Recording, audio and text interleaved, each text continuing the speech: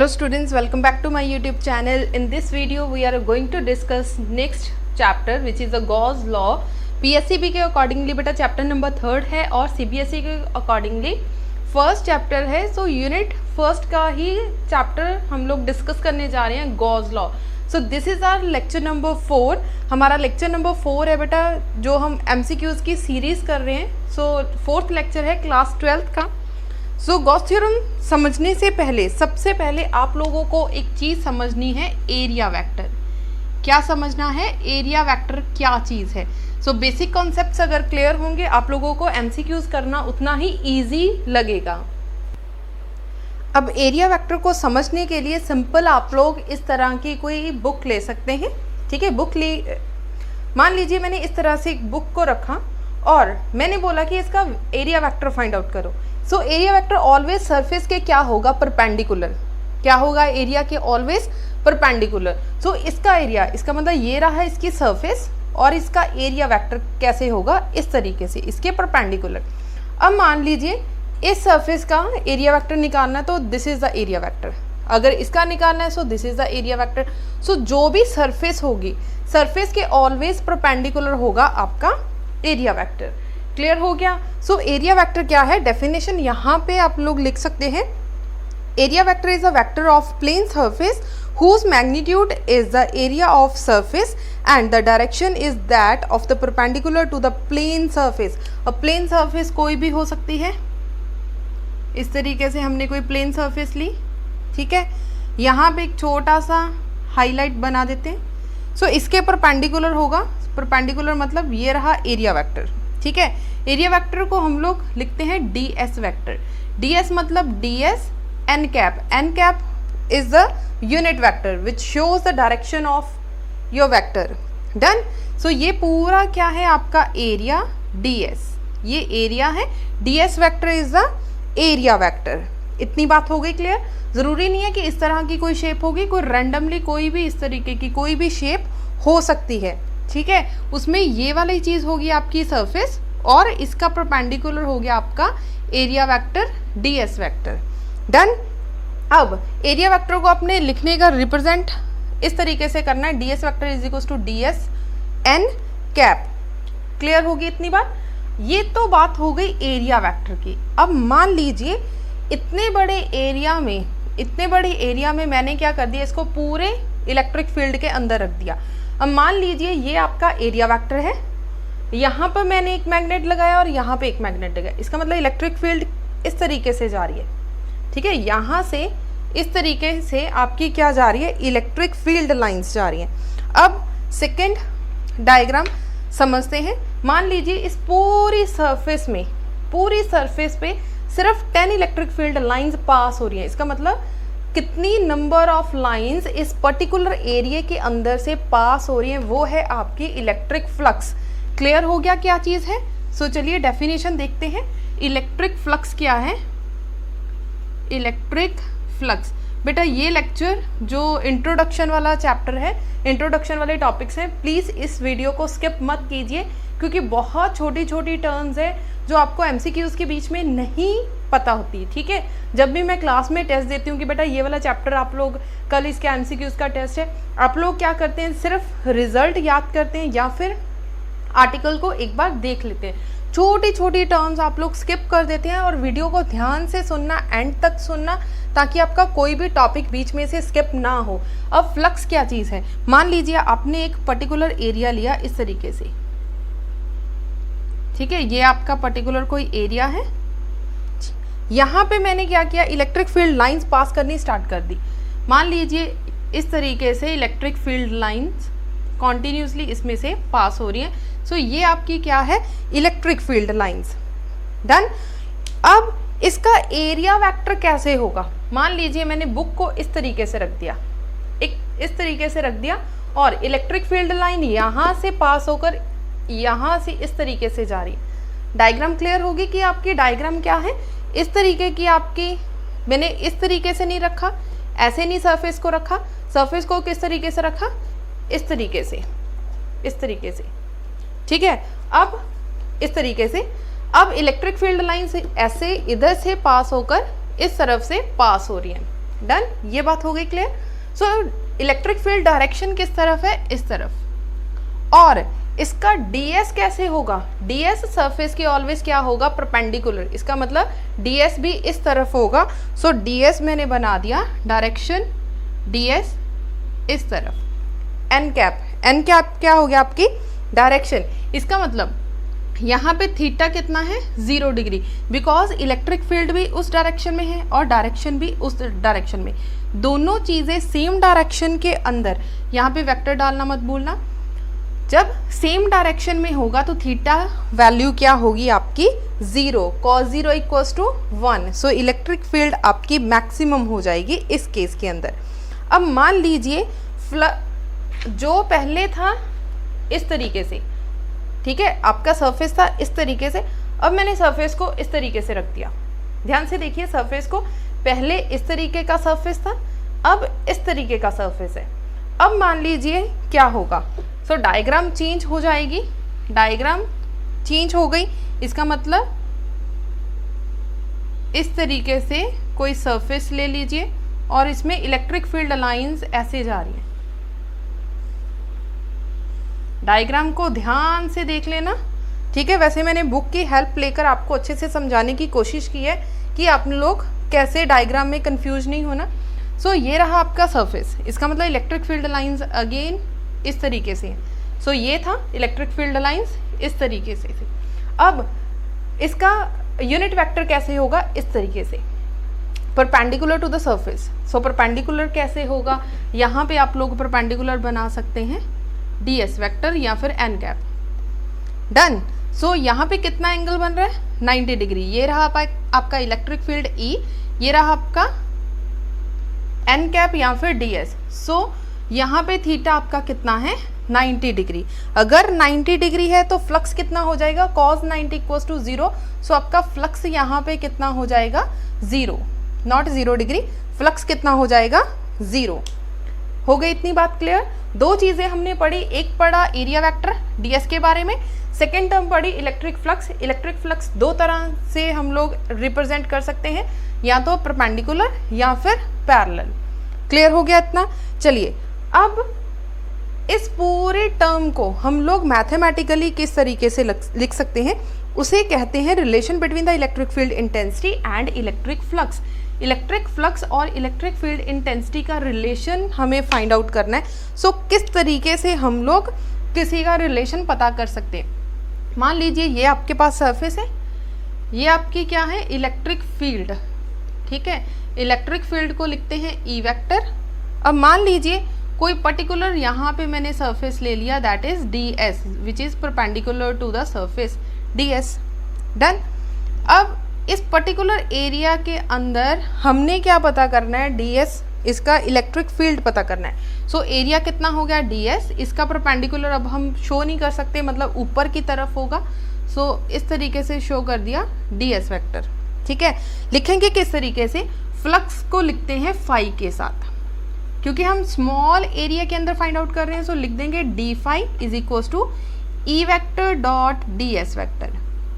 अब dot product हटा दीजिए, क्या आ जाएगा cos थीटा, ठीक है, cos थीटा। सो क्या आ गया हमारे पास ई ds cos थीटा। अब मान लीजिए dx सिर्फ इतना एरिया था, हमें पता करना है पूरी सरफेस के ऊपर। अगर पूरी सरफेस के ऊपर पता करना है तो इसे क्या करेंगे, इंटीग्रेशन। सो इंटीग्रेशन मतलब d phi is equals to closed integral E ds cos theta. Integration always derivative को खा जाता है, खत्म कर देगा, कैंसिल आउट कर देगा। सो यहाँ पे बच गया phi is equals to closed integral E ds cos theta. Sometime इस क्लोज इंटेग्रल के नीचे आपको s मिल जाएगा लिखा हुआ, s का मतलब है सरफेस एरिया, s का मतलब है सरफेस एरिया। अब देखो इंटीग्रेशन दो तरह की है, आपने इस तरह की इंटीग्रेशन देखी होगी, +2 में आप लोग इस तरह की इंटीग्रेशन दे रहे हैं, +1 में this is the linear integration. क्या है ये, लीनियर इंटीग्रेशन। लीनियर इंटीग्रेशन कब फाइंड आउट करते हैं, जब कोई सिंपल वायर हो, वायर के ऊपर आपने फाइंड आउट करनी है, मतलब जिसका सरफेस क्लोज ना हो। अब मान लीजिए इस वायर को मैंने इस शेप में बंद कर दिया, या इस तरीके से बंद कर दिया, या इस तरीके से, मतलब जहाँ से शुरू हो रहा है वहाँ से ही ख़त्म हो रहा है। सो इसका मतलब ये this is the closed surface. So ये रिंग का मतलब क्या है? Closed integration, closed integration. So काफ़ी बच्चों को इस चीज़ के बारे में नहीं पता कि लीनियर इंटीग्रेशन क्या है और क्लोज्ड इंटीग्रेशन क्या है। क्लोज्ड इंटीग्रेशन वो है जिसमें कोई सरफेस हमारी क्लोज हो। लीनियर इंटीग्रेशन जैसे कोई सिंपल वायर हो, या फिर छोटा सा पूरी सरफेस के अंदर छोटा सा एरिया हो, वहाँ पे क्या अप्लाई होगा? Linear integration. अगर पूरी सरफेस का फाइंड आउट करना है तो क्या होगा? Closed integration. डन। चलिए अब most important cheese, the total electric flux through a surface in an electric field may be defined as a surface integral of electric field over that surface. Done. अब चलिए electric flux scalar है या फिर vector, जल्दी से answer बताएं, अपनी copy के ऊपर लिख लें। Electric flux is a dash, क्या है? स्केलर है कि वेक्टर है? हो सकता है एमसीक्यूज में पूछ लिया जाए, it is a scalar quantity, vector quantity, it is scalar और वेक्टर, नाइदर स्केलर और वेक्टर। सो आपका आंसर क्या होगा? जो इलेक्ट्रिक फील्ड है that is a scalar quantity. Electric flux क्या है आपकी? Scalar quantity. सो लिख लीजिए this is a scalar quantity. अब इसके एसआई यूनिट्स मोस्ट इंपॉर्टेंट है। एसआई यूनिट्स कोई और पेन ले लीजिए, पिंक, ग्रीन, रेड, ऑरेंज, जो आपने कलर लेना है, इस चीज़ को बड़ा बड़ा करके लिख लीजिए because this is most important according to MCQs. ये बहुत ज़्यादा इंपॉर्टेंट है। अब चलिए इलेक्ट्रिक फील्ड इंटेंसिटी फ्लक्स के हम लोगों ने यूनिट्स निकालने। सो किसके इक्वल होगा? E dot D S. E dot D S. So simple लिखेंगे इस तरीके से। इलेक्ट्रिक फील्ड के यूनिट्स क्या हैं? इलेक्ट्रिक फील्ड के यूनिट्स हैं Newton per coulomb. Newton per coulomb. S is the surface area which is a length into breadth, हम लोग लिख सकते हैं मीटर स्क्वायर। सो इसके यूनिट्स क्या आ गए? न्यूटन पर मीटर पर कूलम पर मीटर स्क्वायर। सो ये आ गए इसके ए के यूनिट्स। सेकंड यूनिट क्या है? अब सेकंड यूनिट देखिए, क्या हम लोग लिख सकते हैं इस मीटर को, यहाँ पे मैंने इस तरीके से लिख दिया mm पर कूलम। कैसे लिख सकते हैं? कोई प्रॉब्लम तो है नहीं। मीटर को मैंने दो पार्ट्स में डिवाइड कर दिया, metre metre. What is newton metre? Newton metre किसके इक्वल है? जाउल। सो जाउल मीटर पर कूलम। एक यूनिट हो गई ये, और सेकंड यूनिट हो गए आपके ये। डन। यहीं से एक और आ जाए, क्या हम लोग लिख सकते हैं Newton per coulomb? Newton per coulomb जो है वो वोल्ट पर मीटर के इक्वल है। सो न्यूटन पर कूलम की जगह पर मैंने क्या लिख दिया? मीटर वोल्ट पर मीटर। मीटर स्क्वायर की जगह पर मीटर स्क्वायर। एक मीटर मीटर के साथ कैंसिल आउट हो गया, थर्ड यूनिट आ गया वोल्ट मीटर। सो ये एमसीक्यूज के अंदर क्वेश्चन आ सकता है, which one is a not a unit of electric flux. So आपको ऑप्शंस गिवन होगी, newton per coulomb metre square, joule metre पर कूलम, वोल्ट मीटर। इसके अलावा कोई और भी हो सकता है। फॉर एग्जाम्पल वहाँ पे लिख सकते हैं न्यूटन पर मीटर स्क्वायर पर कूलम पर मीटर स्क्वायर। ठीक है, इस तरीके से। सो इनमें से कौन सी ऑप्शन नहीं है? ये वाला जो ऑप्शन है वो नहीं है, बाकी सारे इसके यूनिट्स है।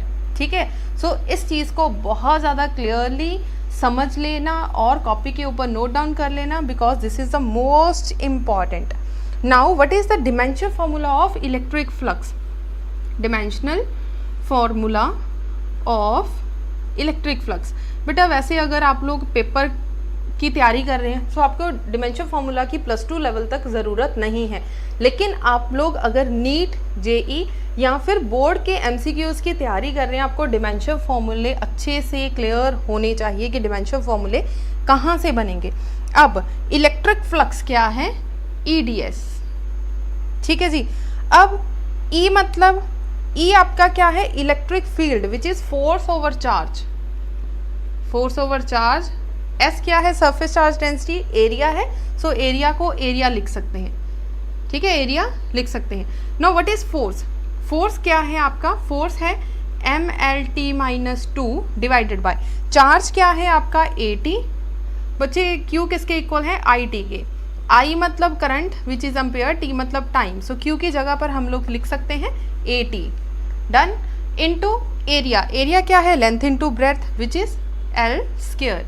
अब ध्यान से देखिए m सिर्फ एक बार है, l की पावर 1 l की पावर स्क्वायर, सो l क्यूब। t नीचे से ऊपर गया -1 बन जाएगा, minus minus plus, so t -3, a नीचे से ऊपर गया -1, सो ये रहा आपका dimension formula of electric flux. Clear हो गया? सो आपको हर एक चीज़ फाइंड आउट आप सीख लें क्योंकि ये बहुत इंपॉर्टेंट है।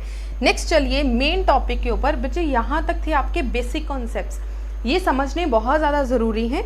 नेक्स्ट चलिए गॉस थ्योरम। गॉस थ्योरम की मैं आपको डेरिवेशन नहीं करवाने वाली, इंपॉर्टेंट रिजल्ट ही डिस्कस करेंगे। गॉस थ्योरम है क्या चीज़? सबसे पहले आपको गॉस थ्योरम की डेफिनेशन अच्छे से क्लियर होगी। बेटा थ्योरम मैंने शॉर्ट फॉर्म में लिख दिया, आप कहीं पे भी पेपर में शॉर्ट फॉर्म यूज़ नहीं कर सकते। चलिए, Gauss theorem states that the total electric flux through a closed surface is 1/μ0 times the net charge enclosed by a closed surface. इसका मतलब फ्लक्स को किस तरीके से लिख सकते हैं? Closed integral E dot D s, closed integral of any surface, चाहे इसके पैर में एस लिखे चाहे ना लिखे, is equals to total charge. Total charge आपके पास क्या है? Q क्या है? 1/μ times the net charge enclosed by that surface, so Q divided by epsilon naught. So आपको ये वाला जो रिलेशन है अच्छे से याद होना चाहिए। सिंपली हम लोग लिख सकते हैं फाई किसके इक्वल है? Q divided by epsilon not के। अब इसके स्पेशल केस के ऊपर चलते हैं। अब स्पेशल केस इसमें क्या हो सकते हैं? बहुत से स्टूडेंट जो सिर्फ और सिर्फ थ्योरी पेपर की तैयारी करते हैं वो स्पेशल केस पर ध्यान नहीं देते कि गॉस थ्योरम में क्या क्या केसेस हो सकते हैं। नंबर वन आप लिखेंगे if the closed surface do not enclose any charge. मान लीजिए यहाँ पे कोई सरफेस है, ये रही सरफेस, इस पे कोई भी चार्ज नहीं है। अगर चार्ज ही नहीं है, Q नहीं है, Q है ही नहीं, Q क्या है आपका? 0। इसका मतलब इलेक्ट्रिक फ्लक्स क्या होगा? इलेक्ट्रिक फ्लक्स आपका क्या होगा? अगर Q ही 0 है, 0 divided by epsilon naught 0, so electric flux क्या आ जाएगी? 0। The net electric flux through a closed surface containing no charge is 0। Done. Second case पे चलें। बेटा केस इंपॉर्टेंट है, केस के अंदर से आपको कोई भी MCQs पूछा जा सकता है।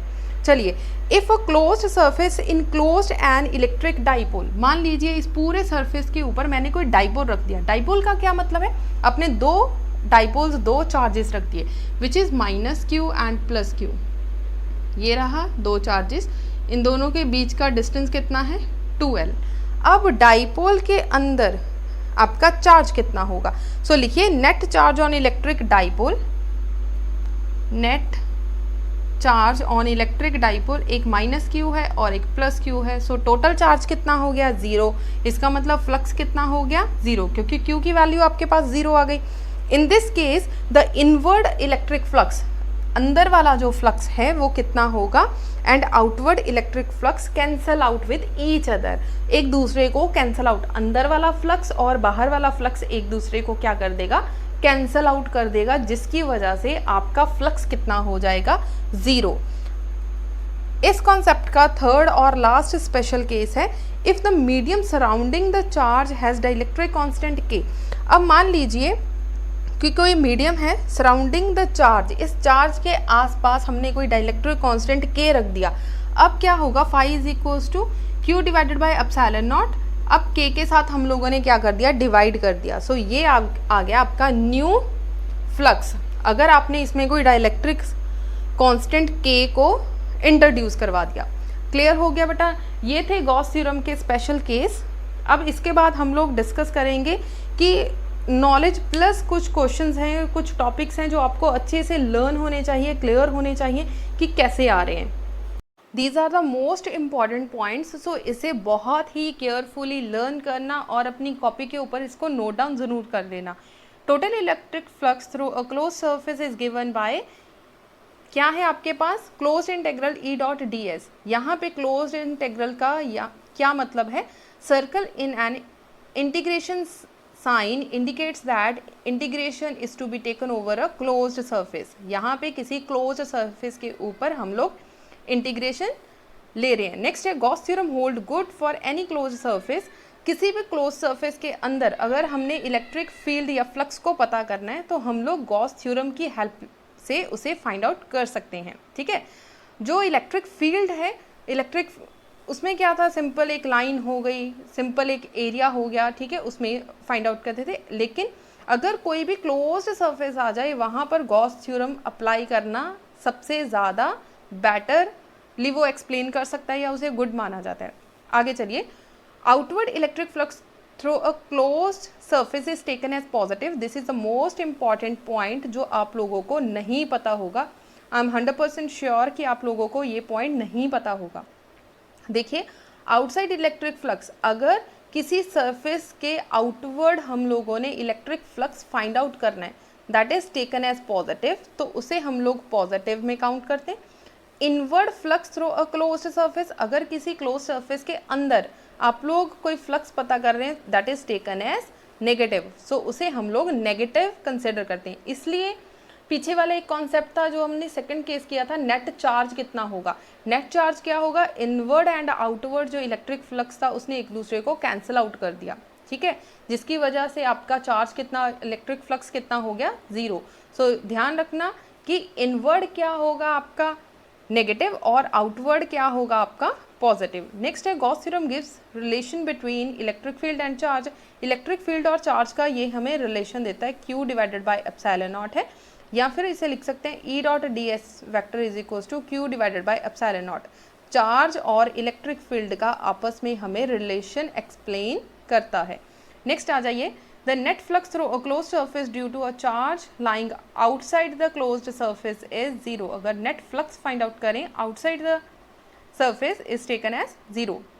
नेक्स्ट आ जाए, the charge Q appears in a Gauss theorem including the sum of all the charges located anywhere inside the closed surface। कहीं पे भी क्लोज सरफेस ले लीजिए, कोई भी क्लोज सरफेस, उसके अंदर कोई भी चार्ज होगा, इसके अंदर कितने भी चार्ज होंगे हम उसे क्या लेंगे, Q। नेक्स्ट आ जाए, Gauss theorem is used most commonly to symmetric charge configuration. Symmetric charge configuration पे हम लोग गॉस थ्योरम को मोस्टली यूज़ करते हैं। नेक्स्ट है, Gauss theorem is applicable to any distribution of charge with in a closed surface. Gauss theorem mostly हम लोग कब यूज़ करते हैं, जहाँ पर कोई भी क्लोज्ड सरफेस हो, ठीक है। आप लोग वैसे तो आप लोग पढ़ चुके हैं सारा गॉस थ्योरम, हम लोग तो रिवाइज कर रहे हैं। आप लोगों ने पढ़ा होगा, एक वायर है, उसके आसपास एक सिलेंड्रिकल एरिया बन जाएगा, देन एक शीट है, शीट के ऊपर इलेक्ट्रिक फ्लक्स फाइंड आउट करेंगे। सो उसमें सारे में क्या है, आपका क्लोज्ड सरफेस है।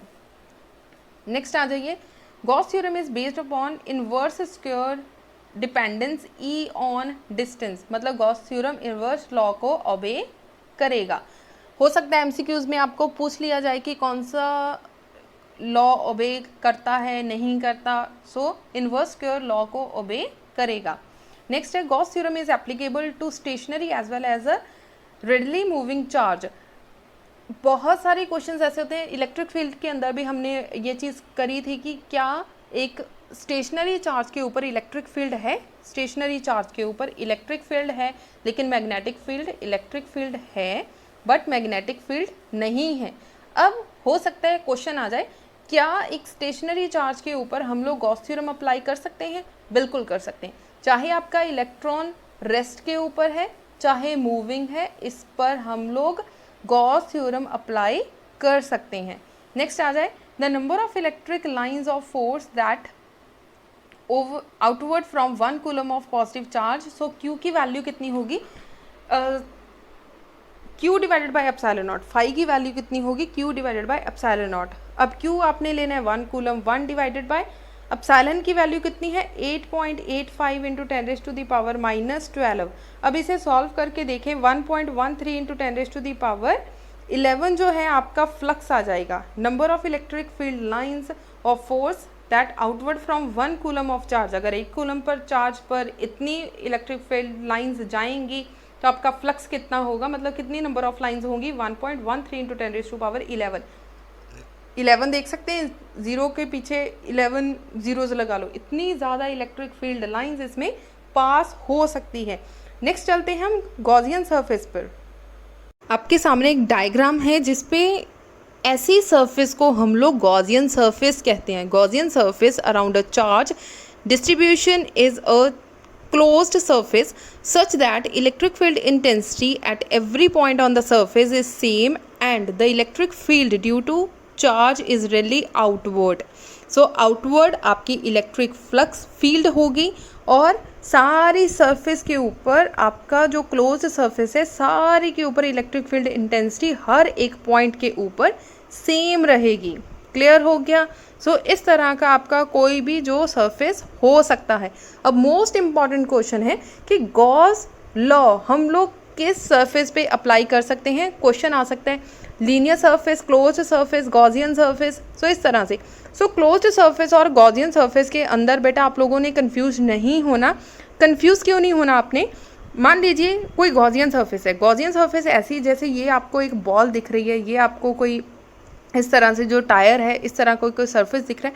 लेकिन अगर मान लीजिए ये आप लोगों ने एक स्क्वायर ले लिया, सिर्फ स्क्वायर, मान इसके अंदर सारा खाली है। आप अपनी रिंग, अपनी आपके हाथ में कोई कड़ा होगा या कोई बैंगल होगी, वो देख सकते हैं, वो इस तरह का इस तरह से है। ठीक है, अब इसका अंदर वाला हिस्सा सारा खाली है, इसका मतलब सिर्फ बाहर वाली सरफेस की बात हो रही है। सो एक हो गया ये हो गया सिंपल आपकी रिंग या फिर क्लोज्ड सरफेस। लेकिन ऐसी सरफेस, ऐसी वाली सरफेस इस सरफेस को हम लोग बोलते हैं गॉसियन सरफेस। ठीक है, अब गॉसियन सरफेस इस तरह की आपकी डायग्राम हो सकती है, कोई क्यूबिकल शेप हो सकती है, कोई स्फेरिकल शेप हो सकती है या फिर कोई सिलेंड्रिकल शेप हो सकती है। सो इस तरह से आप लोग डायग्राम भी ड्रॉ करते हैं कि आपका कोई गॉसियन सरफेस है, उसके अंदर आपने क्यू चार्ज रखा है। अब ध्यान से सोचिए, कोई एक बॉल ले लीजिए जिसके अंदर जैसे आप रबड़ की बॉल लेंगे, वो अंदर से सारी फिल्ड है, इसका मतलब वो गॉसियन सरफेस है। मान लीजिए एग्जांपल दे रही हूँ, अगर आप कोई कड़ा ले रहे हैं, आप कोई बैंगल ले रहे हैं, उसके अंदर वाली जो सरफेस है that is not fully filled नहीं है, वो एक रिंग की तरह काम करेंगी, वो हो गया closed surface, simple closed surface. लेकिन एक जो अंदर से बॉल फुली फिल्ड है, भरी हुई है, सो ये ब्लू कलर का जो शेड है आपको ये शो कर रहा है कि सारी फुली फिल्ड है। ठीक है, इसके अंदर हमने कोई चार्ज रख दिया Q, अब इस पर कितनी इलेक्ट्रिक फील्ड लग रही है, कितना इसका एरिया वेक्टर है, एक्सेट्रा एक्सेट्रा, ये हो गई आपकी गॉसियन सरफेस। क्लियर हो गया? So Gauss law always Gauss. अब चलिए मोस्ट इम्पॉर्टेंट फॉर्मूलाज के ऊपर exam based on application of Gauss theorem. Number 1 क्या है? Electric field intensity due to a long straight wire. बेटा मैंने आपको आर्टिकल्स नहीं करवाए इस वीडियो के अंदर, अगर आपको वीडियोस, लेक्चर के वीडियोस देखने हैं तो डिस्क्रिप्शन के अंदर आपको पूरे चैप्टर की वीडियोस का लिंक बता दूंगी, सो आप लोग वहाँ से लेक्चर सुन सकते हैं। इस वीडियो में हम लोग सिर्फ इम्पॉर्टेंट रिजल्ट ही डिस्कस कर रहे हैं। सो नंबर 1 आपको ये अच्छे से याद होना चाहिए, इलेक्ट्रिक फील्ड अगर आप स्ट्रेट वायर के अंदर ले रहे हैं तो आपका जो इलेक्ट्रिक फील्ड है वो कितना होगा, 1/2 pi epsilon naught lambda divided by r. लेकिन 1/2 पाई की वैल्यू नहीं हमें पता, हमने क्या 1/4 पाई एप्सिलॉन नॉट की वैल्यू हमें पता है, 9 × 10⁻⁹। सो क्या करेंगे, 2 के साथ मल्टीप्लाई कर दें और 2 के साथ डिवाइड, 2 2 4, ऊपर कितना आ गया 2 लैम्डा। डन। नेक्स्ट आ जाए electric field of an infinite plane sheet. अगर आपके पास कोई शीट बहुत ज़्यादा बड़ी है, इन्फानाइट है, हमें नहीं पता कितनी बड़ी है, देन वहाँ पे इलेक्ट्रिक फील्ड कितनी होगी, sigma divided by 2 epsilon naught. Next चलिए electric field due to a 2 positively charge parallel plates having charge density sigma 1 and sigma 2। अब मान लीजिए आपके पास कोई 2 पैरेलल प्लेट्स हैं और उस पर अलग अलग चार्जेस हैं, देन आउटवर्ड चार्जेस कितना होगा, सिग्मा 1 प्लस सिग्मा 2, और इनवर्ड कितना होगा, बिटवीन कितना होगा, minus Q1 minus sigma 1 minus sigma 2। अगर आउटवर्ड देखें तो आउटवर्ड एक पॉजिटिव होगा एक नेगेटिव होगा, जिसकी वजह से आउटवर्ड क्या होंगे वो एक दूसरे को कैंसिल आउट कर देंगे। सो इलेक्ट्रिक फील्ड आउटवर्ड कितना होगा, 0। डन। बिटवीन कितना होगा, sigma divided by epsilon not. ये CBSE में मोस्ट इम्पॉर्टेंट है, PSCB में क्योंकि फर्स्ट टाइम MCQs के पेपर आ रहे हैं, सो इसे ध्यान से देख लेना, ये आपके पेपर के अकॉर्डिंगली इम्पॉर्टेंट हो सकते हैं। सो थर्ड पॉइंट को ध्यान से नोट डाउन कर लीजिए, बिकॉज पंजाब बोर्ड में ये वाला टॉपिक नहीं करवाया जाता। ठीक है, CBSE में ये क्वेश्चन, ये वाला टॉपिक मोस्ट इम्पॉर्टेंट है, लेकिन पंजाब बोर्ड में इस टॉपिक को इग्नोर कर दिया जाता है। लेकिन इसके रिज़ल्ट आप लोग अच्छे से देख लें, हो सकता है MCQs में कहीं आपके काम आ जाए। अब आ जाए electric field intensity due to a thin shell, अगर शेल बहुत पतला है देन स्मॉल आर को हम लोग निगलेक्ट कर देंगे, सॉरी लार्जर मानेंगे, कैपिटल आर को निगलेक्ट कर देंगे, देन आंसर आएगा 1/4 pi epsilon naught r q divided by r square. Next चले, अगर इनसाइड होगा तो इसका मतलब आर ज़्यादा बड़ा होगा, then E is equals to 0 आ जाएगा, तो इतना आंसर होगा।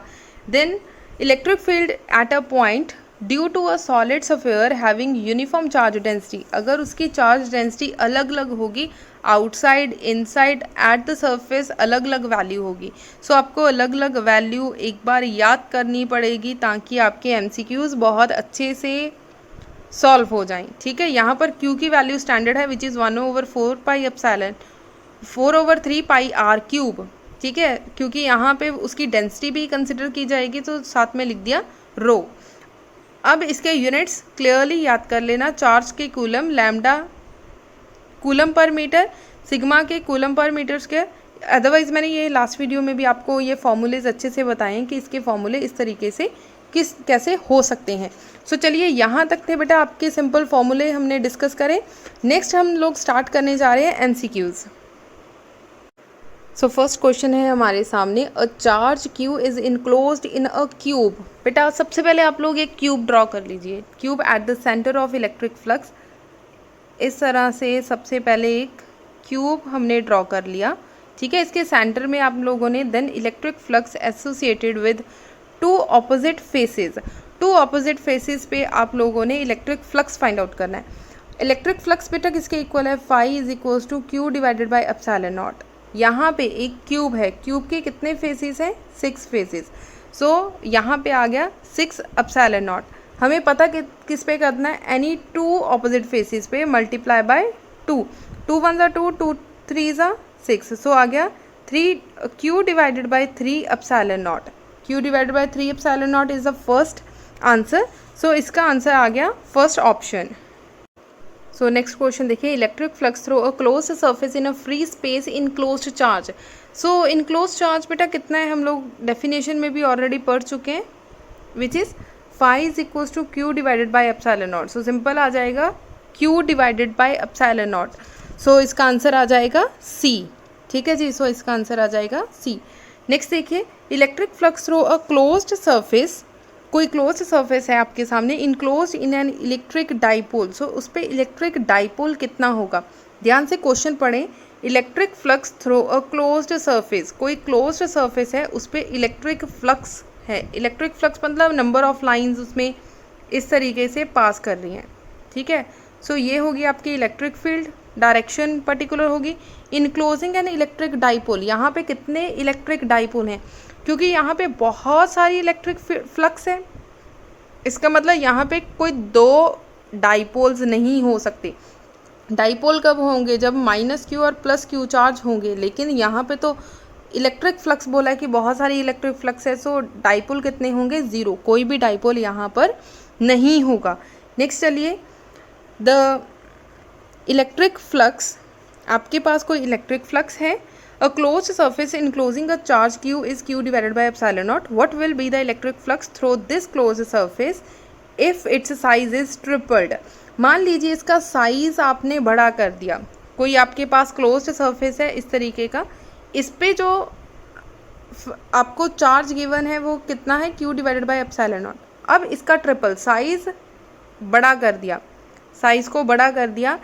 हमने इस लेक्चर के स्टार्टिंग में ही पढ़ा था, शेप और साइज़ पर कोई फ़र्क नहीं पड़ेगा, साइज़ और शेप की वजह से कुछ फ़र्क नहीं पड़ेगा, ना फ्लक्स के ऊपर ना चार्ज के ऊपर। ठीक है, अगर आप एरिया बड़ा कर देंगे चार्ज फैल जाएगा, इसका मतलब ये नहीं है कि वहाँ पर Q की क्वांटिटी इंक्रीज़ हो जाएगी, ऐसा नहीं है। ठीक है, मान लीजिए एक क्लास के अंदर 2 बच्चे बैठे, आप उस रूम को जितना मर्जी बड़ा कर दो, 2 बच्चों की स्पेस, उनके घूमने की स्पेस इंक्रीज़ हो जाएगी, ना कि वहाँ पर बच्चे इंक्रीज़ हो जाएंगे। ठीक है, सो सिंपल यहाँ पर उन्होंने क्या बोला कि आपने एरिया इंक्रीज़ कर दिया, इसका मतलब फ्लक्स के ऊपर कोई फ़र्क नहीं पड़ेगा, चाहे ट्रिपल करें, 4 गुना करें, 100 गुना करें। सो आंसर सेम रहेगा, C is equals to Q divided by epsilon naught. Next है, what is the dimension formula of electric flux. अभी हमने वीडियो के अंदर सॉल्व करा है, इलेक्ट्रिक फ्लक्स का आंसर कितना है, which is m l cube t minus cube a minus 1। सो इसका a ऑप्शन आ जाएगा। सो सिंपल है, आप लोग इलेक्ट्रिक फ्लक्स स्केलर है कि वेक्टर है एक्सेट्रा एक्सेट्रा, ये चीज़ें अच्छे से लर्न कर लीजिए बेटा। इस तरह के क्वेश्चंस बहुत ज़्यादा इंपॉर्टेंट है और बहुत इंटरेस्टिंग क्वेश्चन है। चलिए इस क्वेश्चन को खुद सॉल्व करें। A charge Q is situated at a corner of a cube. अब क्या किया, Q चार्जेस को कॉर्नर पे रख दिया। The electric flux passing through all the 6 faces of the cube is. यहाँ पे 99% या 90% बच्चे सेम गलती करेंगे। उन्होंने देखना है कि 6 फेसेस गिवन है, 6 फेसेस मतलब Q divided by 6 epsilon not. चलो जी फर्स्ट आंसर आ गया। नहीं, इसका फर्स्ट आंसर नहीं है। सो ध्यान से क्वेश्चन को पढ़ें। उन्होंने बोला है Q चार्ज को प्लेस्ड किया गया at the corner of the cube. आपने अभी चार्जेस लिए 1 2 3 4 5 6 7 8। सो कितने आपके पास कॉर्नर्स हैं? 8 कॉर्नर्स। यहाँ पर फेसेस की बात नहीं की गई। अगर फेस की बात करते तो ये होता 1, ये है 2, ये है 3, ये है 4, आगे वाला 5 और पीछे वाला 6। सो 6 फेसेस थे, इसलिए लास्ट वाले क्वेश्चन में हमने 6 के साथ मल्टीप्लाई किया। अभी कॉर्नर्स हैं 8 कॉर्नर्स। सो क्या आएगा, Q डिवाइडेड बाय 8 कॉर्नर्स मतलब 8 एप्सिलॉन नॉट। K की जगह पर क्या आ जाएगा, 8। इसका मतलब इसका आंसर क्या आएगा आपके पास, B option, Q divided by 8 epsilon naught. I hope आप लोगों को गॉस थ्योरम के क्वेश्चंस इंटरेस्टिंग लग रहे होंगे। सो ट्राई करें अपनी बुक, आपके पास मॉडर्न, दिनेश, विनेश किसी की भी बुक है। सो आप लोग अपनी MCQs की तैयारी करें। अगर किसी क्वेश्चन के अंदर कोई भी प्रॉब्लम हो बट आप कमेंट सेक्शन में पूछ सकते हैं। अगर आप कोई फ़ोटो सेंड करना चाहते हैं तो टेलीग्राम चैनल का लिंक मैं आपको डिस्क्रिप्शन में दे दूँगी। आप वहाँ पे भी मुझे पर्सनली मैसेज कर सकते हैं, कोई भी क्वेश्चन सेंड कर सकते हैं। अगर आपको किसी भी टेलीग्राम चैनल का मैं जो लिंक है डिस्क्रिप्शन में दे दूँगी, आप लोग वहाँ पे भी मुझे कोई भी क्वेश्चन पूछ सकते हैं। चलिए नेक्स्ट क्वेश्चन देखते हैं। अगर बेटा आपको क्वेश्चन अच्छे से समझ लग गया, ये क्वेश्चन खुद ट्राई करके देखें। और charge Q microcoulomb is placed at the centre of a cube. अब क्यूब के बिल्कुल सेंटर में आपने कोई चार्ज रख दिया Q। The flux coming out from each phase will be. Her phase पर कितना इलेक्ट्रिक फ्लक्स आपका होगा। मान लीजिए ये आपका क्यूब है, ठीक है, ये क्यूब है, मैंने बिल्कुल सेंटर में कोई चार्ज रख दिया Q। सो हर फेज पर, इसका मतलब इसने इस तरीके से हर तरफ अपनी फ्लक्स को फैला दिया, इलेक्ट्रिक फील्ड लाइंस को। सो हर फेज पर फ्लक्स जाएगा। सो कितना होगा, कितने फेज हैं हमारे पास, 6 फेज। टोटल फेज कितने हैं, 6। So Q divided by 6 epsilon not.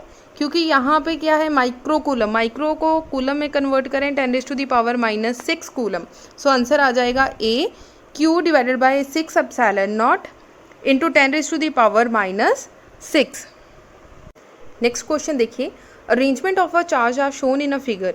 इस तरह की अरेंजमेंट आपको गिवन है।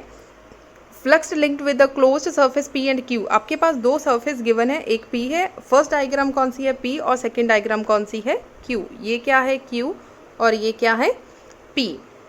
Respectively R dash and dash.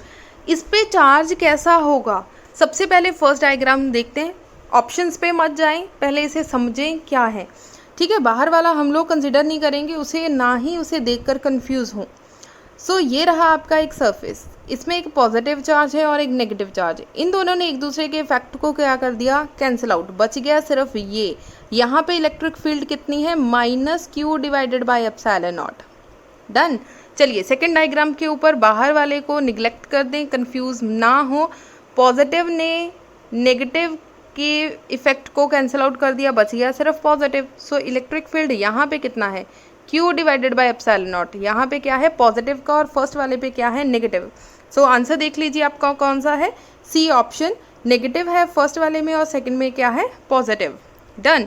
सो इस तरह के क्वेश्चन को डायरेक्ट सॉल्व करके देखें, देन MCQs की ऑप्शंस पे जाएं।